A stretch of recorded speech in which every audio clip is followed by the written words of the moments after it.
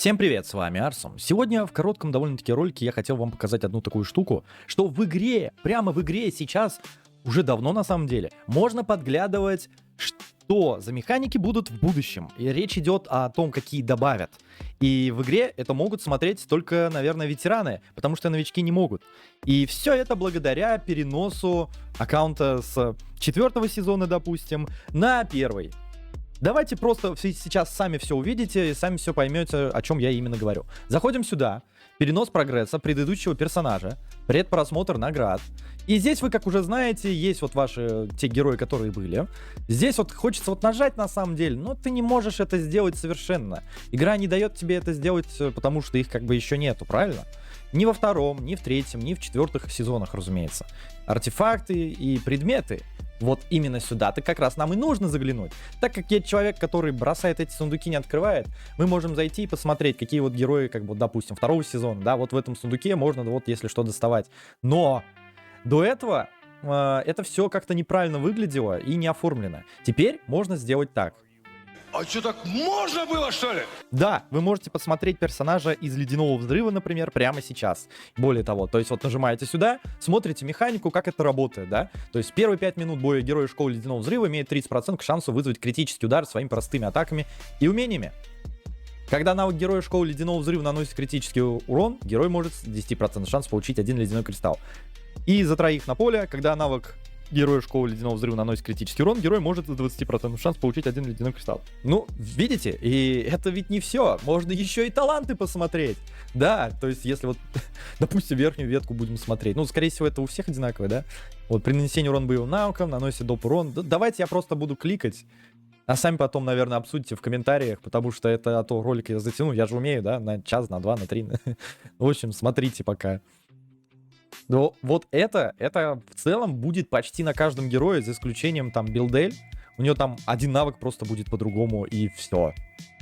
То есть в целом это будет вот так у нас. И более того, можно будет выбирать, короче, например, один снизу, другой сверху, там посередине и так далее. То есть во 2-м сезоне можно будет раскидывать, я так понял. По Ледяному Взрыву, допустим, все. Давай горение посмотрим. Само горение какое? Вот, враги, подожженные горением, получают усиленный эффект воспламенения. Усиление зависит от количества повторений горения. 20% за повтор, до 5 повторений, 25% за повторение, то есть больше урона. Так, ну тут это понятно, по навыкам, что они там будут делать, все это тоже можно как бы посмотреть. По талантам, что по талантам? Так, это как бы по сути было уже. Так, горение, множение эффекта горения, здесь не перевели. ОЗ увеличивает урон, получаем врагами горения. Если цель на горение умирает, возникает дополнительный взрыв, увеличивающий воспламенение всех врагов. О как. Каждый раз при успешном наложении горения союзник эффект горения получает бонус к урону. После использования абсолютной навыки герой один к атаке. Ага. Кратный взрыв увеличит атаку. Обладатель способности взрыв. Враг получает 10% к получаемому урону на 5 секунд. Ага. И здесь тоже не перевели. Так. Идем дальше. Не будем просто затягивать, а то меня очень часто будут сейчас осуждать за такое. Цепь молний, электрошок, или как его еще там называют. В начале боя вызывает энергию молнии. Если цепь молний проходит сквозь энергию молний, цепь не расходует заряд, а ее урон увеличивается на 15%. Вызывает энергию молнии 1 раз, вызывает энергию молнии 2 раза. Энергия молнии это у нас что? Электрошок, цепь молний. Не знаю, не говорится про энергию молнии, но вот конкретно вот у него вот так. Да, он там зависит от просвещенности, получается, вот этот электрошок. Ну и как и горение, на самом деле, он тоже зависит от атаки и просвещенности. Но этим особо не пользуются. А вот у цепи молний, наверное, да. Тут я уже точно не скажу. Так, здесь все понятно. Увеличивает урон. Количество отскоков. После того, как враг получает урон кратно, это цепи молнии накладывает оглушение. Ясно, это для аренки немного. Собственные цепи молнии снижается при каждой передаче 10%. Так, цепь молнии оглушение опять. Так, электрошок. Бой 12 раз активирует цепь молнии 1 раз. Ясно. Так, увеличивает просвещенность на 10. 10 раз. Ой, сильно. Вот это сильно. Увеличит наносим врагам эффектом электрошок на 15%. Простая атака может шанс активировать цепь молнии, наносящий урон. Эффект активируется не чаще 1 раза в 10 секунд. Вот так вот. Так. Со 2-м сезоном, я думаю, понятно. По артефактам, думаю, что тут, наверное, ничего не меняли. В целом, вроде ничего не поменяли. Подожди, защита. Вот это я не помню. Была защита здесь или атака? По-моему, на атаку это было, если не ошибаюсь. Могу ошибаться. А вот это как и было, по-моему. Тоже на самом деле уже не помню. Так давно это все видел, блин. Так, 3-й сезон. Артефакты. Давай пока о них думаем. При получении энергии тени владелец получает на 10 секунд дополнительное усиление атаки в размере 1500 полученной энергии тени. По-моему, чуть-чуть изменили. Но это мы еще до этого смотрели. Так. Это лучше комментировать не буду. Ключик. А он на атаку вроде бы был раньше, нет? В начале боя увеличивает урон, наносим 7 союзникам на 15% на 20 секунд. Ну, мы его арены и для фастранов обычно использовали этот ключ. Так, переходим сюда. Тень. Одна моя, самая любимая, у меня все герои есть. Когда навык или эффект союзного героя расходует энергию тени, наносит урон дополнительно, срабатывает зональный урон в радиусе 3/3. Чё? Короче, ты когда скиллы юзаешь, типа, срабатывает ауеха? Срабатывает 1 раз, срабатывает 2 раза. А сколько? А почему? А за что? Не сказано. Так, здесь, думаю, все и так понятно, да? Здесь от энергии тени, здесь вот описание как бы идет. Вот простая атака и боевые навыки наносит урон и дает энергию тени. 10 очков за каждую атаку. При накоплении достаточного количества открывается абсолютный навык. Энергия тени не подвержена эффектам увеличения, уменьшения или похищения энергии. Это да, мы это помним. Все как в целом и было. Механика та же. Копишь, получается, тень, да, очки, типа ульту себе заряжаешь, тогда она только юзается. Вот, если ты не бьешь, ничего не делаешь, то у нее нету полоски, получается, шкалы. То есть она сама по себе пополняется за счет атак обычных и умений. Вот здесь это как бы написано. Таланты. Так, здесь урон от атаки. Увеличение скорости атаки после абсолютного навыка. Это, кстати, вкусно. Без шуток, это хорошо. Если у владельца таланта энергии тени больше 60, получаемый урон уменьшается на 15%. Офигеть, еще снижение урона. А здесь все у нас по-чувашски написано, извините, не понимаю. Так, каждые 25 единиц энергии тени у владельца таланта атака дополнительно наносит это. Поняли.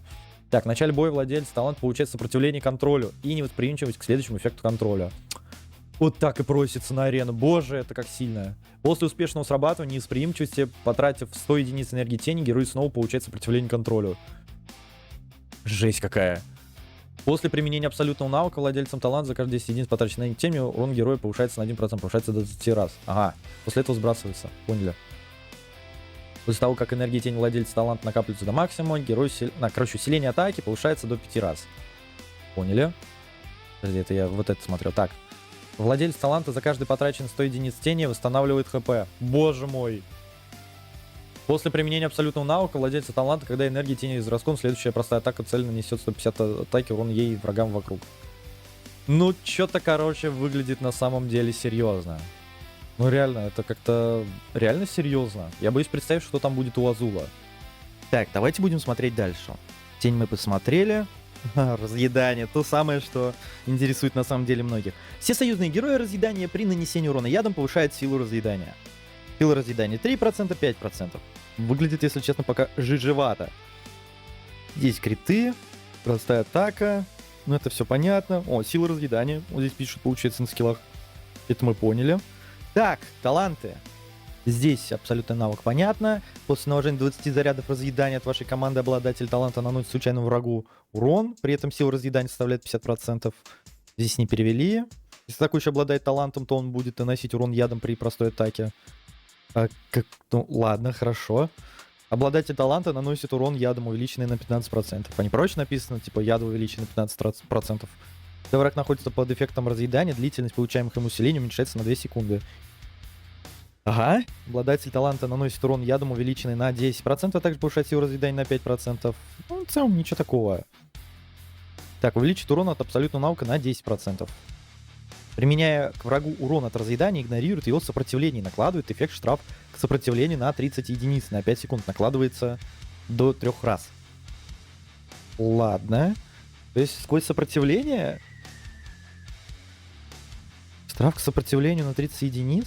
Типа уменьшаешь резисты врага, что ли? Интересно. После того, как обладатель таланта совершит 5 простых атак по текущей цели, герой получает 3% к собственной атаке. Максимум 5 уровней. При смене цели бонус сбрасывается. Ну да, и самое главное, это надо посмотреть, так, конечно же, что разъедание — это у нас теперь истинный урон. Истинный урон — это типа чистый урон, который сквозь защиту идет. Он при нанесении урона игнорирует защиту целей и не подвержен эффектам увеличения или уменьшения урона, за исключением особых эффектов истинного урона. О как. Ну, если честно, выглядит как-то мертвовато. То, что раньше разъедание было самым сильным и перебущенным, это, думаю, все помнят, кто играл раньше. А теперь это как-то выглядит, ну, что-то жиже, если честно. Рука я тоже смотрел, так себе выходил. Так, аура. В начале боя все союзники героя ауры получают начальную энергию ауры и увеличивают максимальное здоровье. 10 единиц энергии ауры и 10% макс УЗ. И 20 на 15, ясно, поняли. Здесь по скиллам, думаю, примерно все то же самое, да? Я так полагаю, что аура у нас в целом не изменилась. Ну, как сбор, короче, работает, те, кто не в курсе. При нанесении урона абсолютным навыком, дополнительный урон в размере так от атаки героя. Так, хорошо, мы здесь поняли. Когда владелец таланта наносит урон, основанный на макс ОЗ, его урон повышается на 8%. Основанный на максимальном здоровье. Это имеется в виду скиллы, которые зависят от макс ОЗ цели, а не вообще ко всем скиллам. Вот это важное, на самом деле, уточнение. У нас потому что есть еще артефакт, кстати, который от макс ОЗ дамажит. Возможно, это будет работать. Когда владелец таланта наносит урон, основанный на макс ОЗ, есть 50% шанс наложения немоты на 3 секунды. Эффект сбрасывает... эффект срабатывает раз в 5 секунд. Ну, хорошо, сайленс. Не знаю зачем, на арену юзать. В начале боя получает увеличение урона и уменьшение урона. Всего 4 уровня. За каждое повышение энергии ауры героя на 25 единиц эффект увеличения урона преобразуется в уменьшение урона на 2%. Ага. За каждое снижение своей энергии ауры героя на 25 единиц эффект уменьшения урона на 2% преобразуется в увеличение урона. Ну, типа попытка баланса, если честно. Ну, блин, ну слабо. 8% так или 8% дефа. Ну, ладно, хорошо. Расходование энергии ауры героя каждый раз повышает атаку героя. Ага, на 10 секунд эффект срабатывает один раз в 12 секунд. Ага, поняли. Владелец таланта за каждый потраченный 50 единиц энергии ауры восстанавливает ХП. Ясно. Когда энергия ауры больше сотни, урон героя повышается на 15% на 10 секунд. Этот эффект срабатывает один раз в 15 секунд. Ну, то есть до ПЛХ не доходим, и, возможно, она активируется только либо временно, либо не временно. Потому что у тебя ПЛХ, например, ты скилл заюзал, и оно стало не 100%, ну, не 100, а 95, например. Будет ли в такой момент работать? Ну, скорее всего, он просто сработает как баф, да, на 10 секунд, а потом уже того. Так, здесь это понятно. У всех здесь одинаково. Когда энергия ауры выше 50%, урон повышается на 10%. Так, при использовании абсолютного навыка владелец таланта получает эффект увеличения шанса крит удар на 10%, на 10 секунд. Что-то... Ну, просто 10% шанса крита. Ну, это баф? Это именно баф, что ли? Реально баф. А почему баф, а не чисто вот как у других сделано? Ну, если это работает, допустим, типа, чем больше у тебя бафов, тем вкуснее по урону. Хз. Вот у сбора это, или там у неустрахов было бы классно, а это нет. В начале боя есть 15 уровней эффекта, 1% бонус к урону и уменьшение урона на 1. После каждого 30-го нанесенного урона снимается 1 уровень, минимум до 5 уровней. Эффекта 1 бонус к урону и уменьшение урона на 1. Что-то как-то странно, если честно. 15 уровней в начале. Ну, в начале это хорошо. А как быстро это снимется, вот я не могу сказать. Так, ну в 4-м сезоне максимум, что мы можем посмотреть. Вот этого, кстати, китайцы очень любят. Очень любят.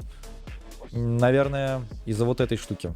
То, что он там просвет копит, и получается из-за скиллов, которые у него имеются. Повышает точность на 50. Находится на поле боя, все союзники с ударом молнии получают увеличение точности. Вот, разумеется, из-за его этой штуки. Дает эффект увеличения просвещенности всем союзникам с ударом молнии. Тоже годная вещь. Поэтому, если что, имейте в виду, классный перс. На этом, пожалуй, все. Спасибо, что посмотрели ролик до конца. Если вам понравился, можете поставить лайк. Подписка — это прям отдельная благодарность. Не буду затягивать с концовкой. Просто давайте посмотрим. Можете в комментариях обсудить, что вам понравилось, а что нет. В плане того, как изменят. Скорее всего, это будет именно так. Поэтому до встречи в следующем ролике или на следующем стриме. Пока. Подписку нажми и лайк замути, и я сам буду